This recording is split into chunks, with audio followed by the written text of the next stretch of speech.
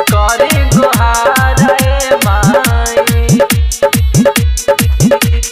DJ Kanchan Raj Muzaffarpur.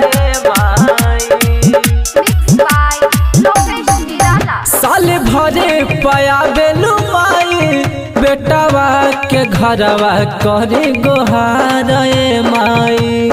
ए हो साल भरे पया बेलू माई बेटावा के घरवा करी गुहार रे माई। त सुताल भगिया जगादा हमके अस्टर बनादा करी गुहार रे माई।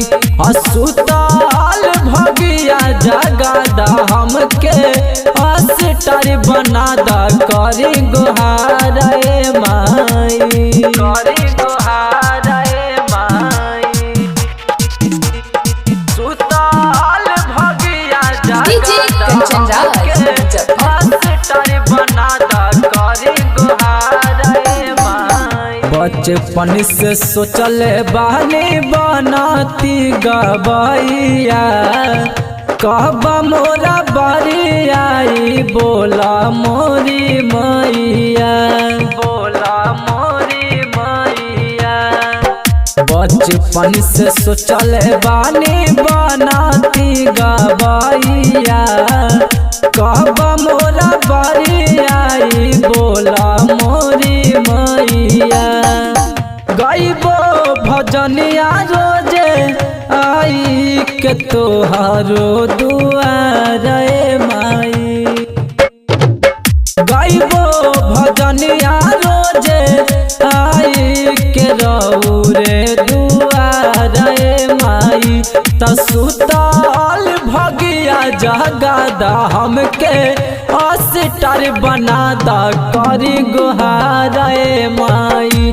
सुताल भगिया जगादा हमके अस्टर बनादा करी गुहार रे माई।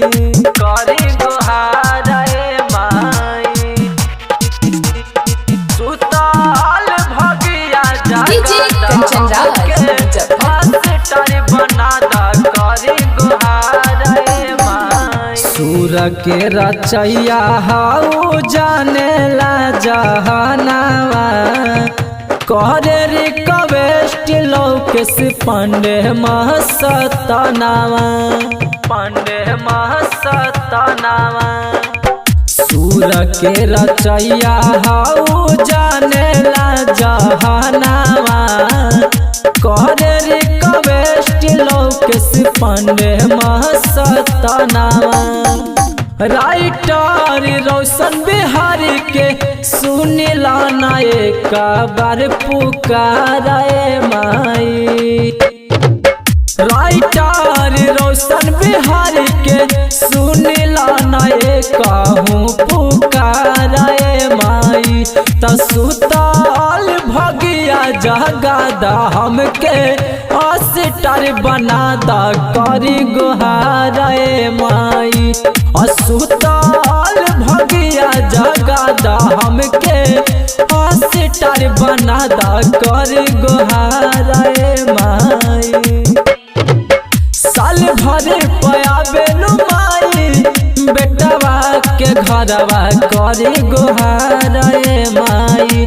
त सुताल भगिया जगादा हमके अस्टर बनादा करी गुहार रे माई। सुताल भगिया जगादा हमके अस्टर बनादा करी गुहार रे माई। नैना रिकॉर्डिंग स्टूडियो जहानाबाद।